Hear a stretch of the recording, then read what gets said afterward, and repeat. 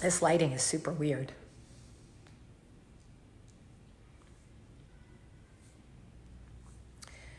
Oh, we're halfway there. Oh, living on a prayer. Take my hand, we'll make it, I swear. Whoa, living on a prayer. Living on a prayer.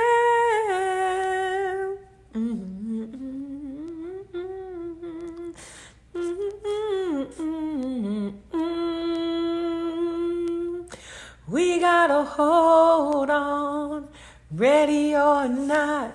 We live for the fight when that's all that you got. Whoa, we're halfway there. Hello, Northern Ireland. Whoa, living on a prayer. Take my hand, we'll make it, I swear. Good morning, good morning. A wee shout out.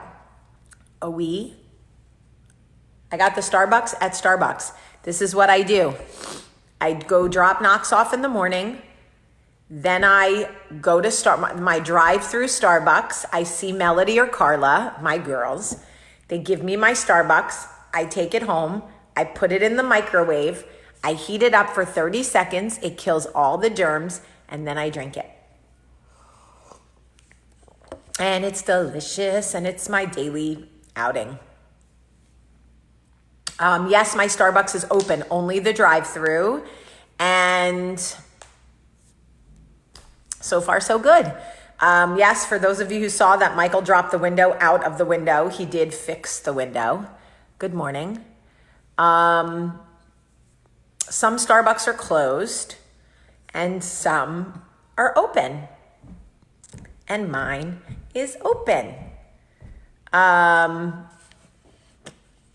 And I love it, and I'm grateful. And the day that it closes, so, okay. Why does Knox go to daycare? Because Knox loves to play with other dogs. Loves. All he wants to do is be like in a play area, playing with other dogs. And it makes him so happy. So, it's the little things.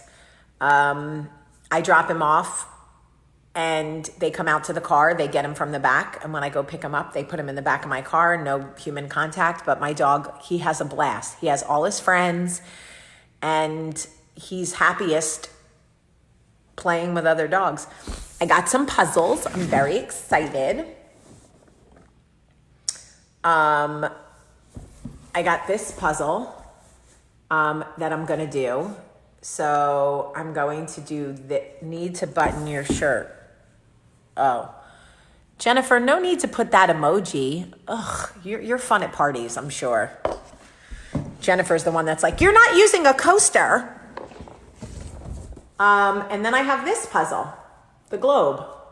So I'm going to do some puzzles, and I got Scrabble. So we're going to play some Scrabble. Where did you get the puzzles? Well, I found them when we moved. Apparently, I had them at the old house because I was going to do them. I don't know about you guys, but I'm real good at getting things I never do. I Pinterest things I never am going to make. I buy things that I never ever gonna do. But I figure now is as good a time as anybody. So a good time as anybody. You know what I mean. Good a time as anyone. Oh my God, everyone's like, unbutton your shirt. Listen, if you guys want to see my knockers, I'll let you. I had 3 babies. You could see them. This is my sleep shirt. I think I'm going to make Rice Krispie treats tonight because I have the ingredients and I'm tired of looking at the marshmallows. All right. So anyway, I wanted to talk to you a little bit about, I have not done the house tour, but that's my I'm sitting in my dining room, and that's my living room. It's not put together yet, which is why I keep saying I don't want to show you my house because it isn't done yet. And you guys are like, show me anyway. And I'm like, I could show it to you, but it's like not put together yet. Can you see? Kinda. Oh. That ottoman is going in my closet. It doesn't even belong there. There's no pictures up yet. The sconces are too small for the fireplace. Don't get me started. But you know what? It doesn't matter. My children are healthy. My husband is healthy. I'm working. I'm writing. I'm trying to be creative. So I wanted to talk to you about, so our brains are wired for connection, right? Our brains are wired for connection. But trauma rewires our brain for protection. And that is why we struggle so much with healthy relationships. I personally struggle with healthy relationships with men because the trauma of losing my father at such a young age, did some, who's here? What's the matter, Papucho? I had a fun time roller skating. Okay, I don't need a whole dramatic story. Why are you inside? I'm going to get my shoes. Okay, they're in your cubby or they're in the laundry room, I think.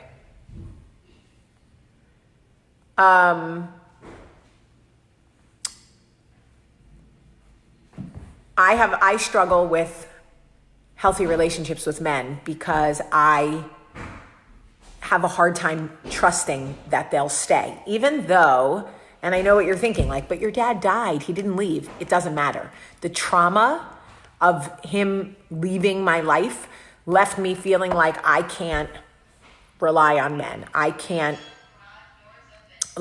trust that they'll stay.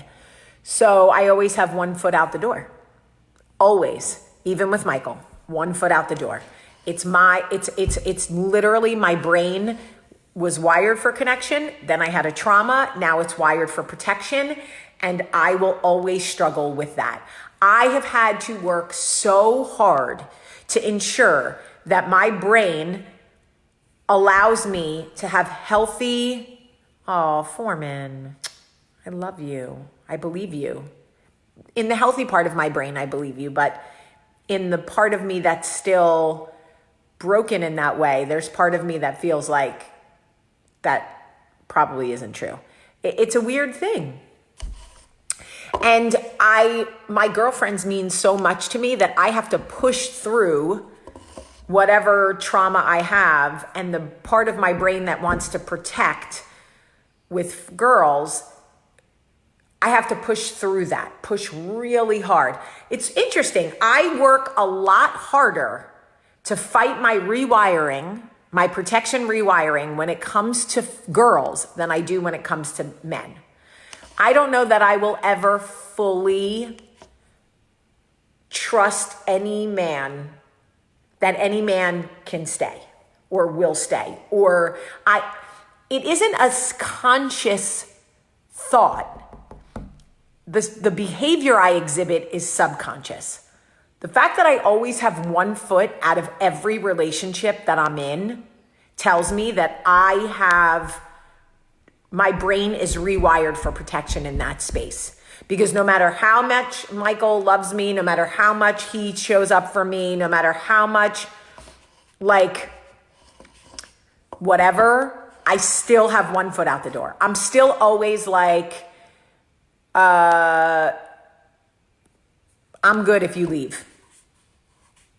I'm good if we don't work out. I'm good if we get divorced. I always say to him, if we get divorced, blah, blah, blah, blah, blah.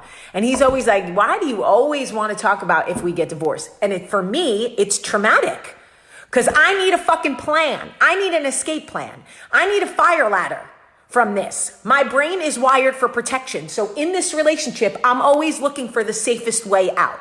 So that's why I need to talk about if we get divorced. I know it's a downer, but that's my PTSD from my trauma. My brain is wired to connect with you, but it got rewired at 17 for protection. So I need a fucking escape route. That's why. Sorry. And I, like, could I go to therapy and could I whatever? I've done it. I've done it. Michael could tell me every single day, I'm not leaving you. It's not a matter of what you say. It's not even a matter of what you do.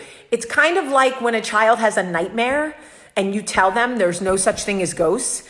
It's fine. Look under your bed, look in your closet. There's no such thing as ghosts. There's no such thing as ghosts, right? But when they're scared, they're scared. You can't just say, don't be scared. That's why you can't tell me, don't,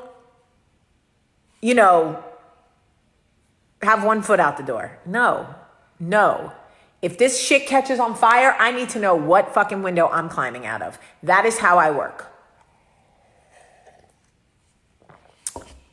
That's just it. Now, I have often, anytime that I've been betrayed by women, it's easy for me to want to slide down the slide of all women are bad. I can't trust anyone. Who said something to who, and who's talking about me behind my back, and who's telling my business, and who whatever. And I have to fight that. I have to fight that and say, not all, like, because I need healthy relationships with women, like I need healthy relationships with women,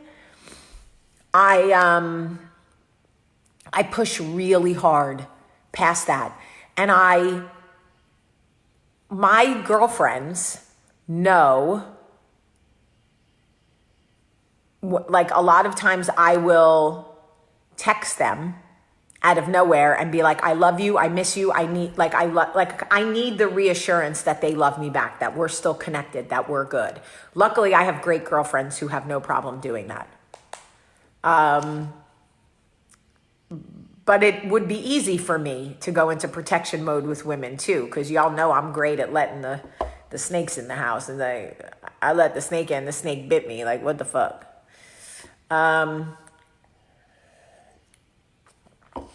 So understand that your brain is wired to connect. The human connection is why we're here, right? Like, we're all wired to connect. But trauma really does change you. And it rewires parts of your brain into protection. So when you approach things differently. Like, I have a girlfriend who's dating this guy right now, right? And she has trauma from her last relationship, her marriage, right?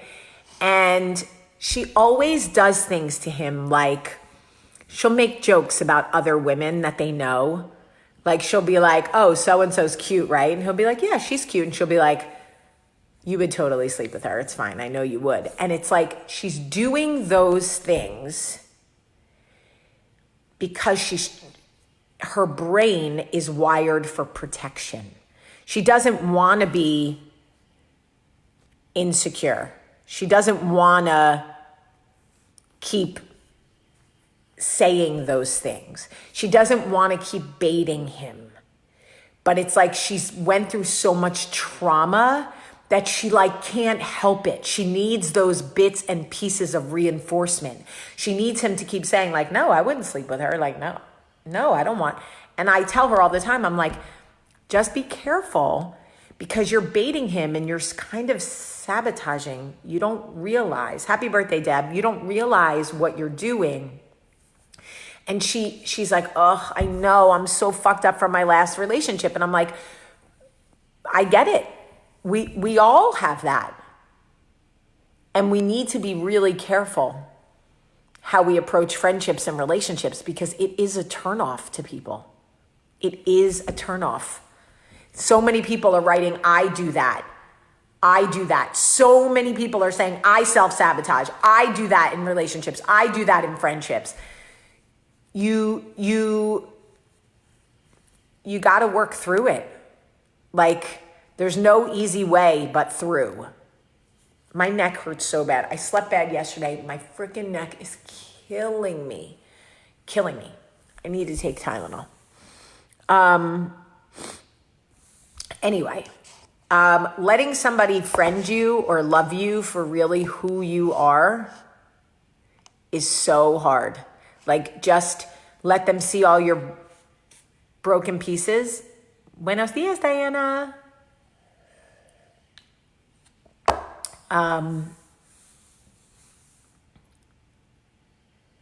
Do you think your subconscious decisions have one foot out the escape plan mentally is something that could affect and guide your children into similar behaviors in future relationships? I don't think so, because I think it's like real trauma that does it. I don't think it's just like mom. No, because my mom was like a cheater and like, not like a cheater. That's an exaggeration. My mom, like, she was like a free spirit. She was like a flirt and she was always out and like whatever. And that didn't impact me at all. Not at all. So it really was my trauma that, oh God, my neck hurts so bad. It really was my trauma that caused my need to feel like I need an escape route. I need an escape plan. And honestly, Michael gets it. He's finished trying to convince me otherwise. So now he just goes along with it. If I'm like, so listen, I need to talk about if we get divorced. He's like, okay. And then I go through the whole thing, where I want to live, what I need, how he's going to take care of my children, like all of it. And he's like, all right, I got you. He goes through it with me now because he knows it's my, every 3 months, I need an escape plan. I need to know exactly what's going to happen. Like, it's just how I operate. It's just my trauma. My brain is wired to protect me. And it's going to protect me all the time. It just is the way it is. And I'm not the only one. I know I'm not the only one. Talk about how you got past the rough patch in your marriage 4 years ago. Okay, on a different coffee talk I can.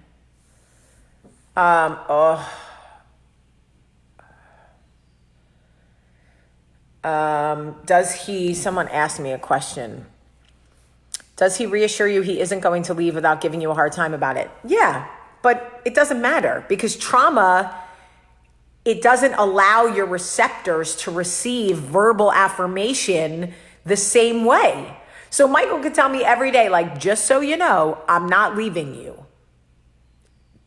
That's like the fire marshal coming in my house every day and going, just so you know, today your house will not catch on fire. But like, you don't know that, sir.